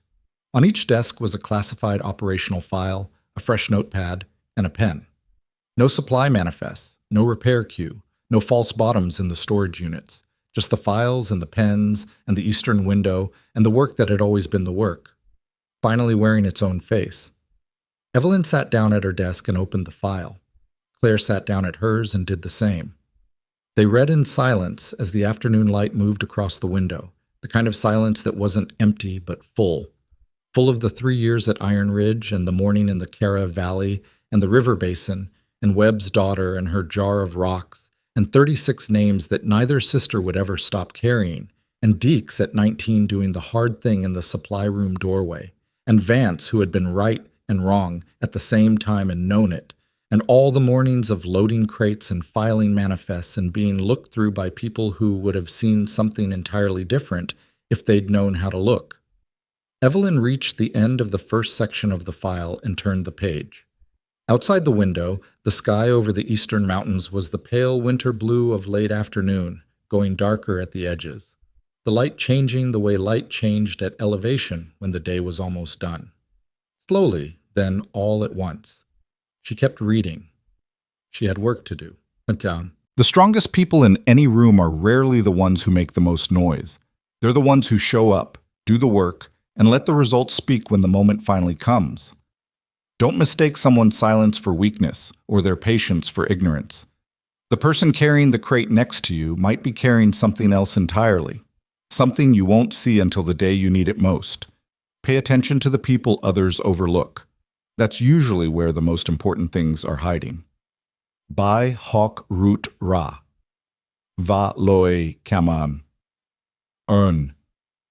There's a moment in every story like this one where the surface finally breaks, where the person everyone walked past, everyone talked over, everyone assigned the smallest possible version of themselves to, that person turns around and shows you exactly who they are.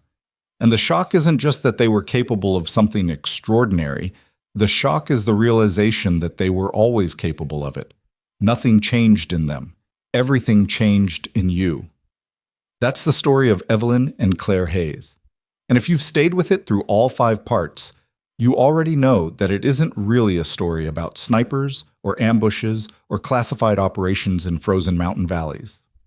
Those are the clothes the story wears. Underneath them, it's about something much older and much more personal. It's about what we do to people when we decide we already know who they are. The first lesson this story carries is one the Marine Corps learned the hard way. Assumption is a form of blindness. When the soldiers at Fort Iron Ridge looked at Evelyn and Claire, they saw supply clerks. They saw women carrying crates. They saw people who occupied the lower tier of an institutional hierarchy, and they stopped looking after that. They didn't ask questions. They didn't consider alternatives. They simply filed the sisters into a category and moved on, because that's what humans do. We build mental shortcuts to manage a complicated world, and most of the time those shortcuts serve us well enough. Until they don't. Until the valley fills with smoke and the radios go dead, and the commanders are down, and the only people left who can do something about it are the 2 women you spent 3 years not seeing. The lesson here isn't that you should be suspicious of everyone around you. It's simpler and harder than that.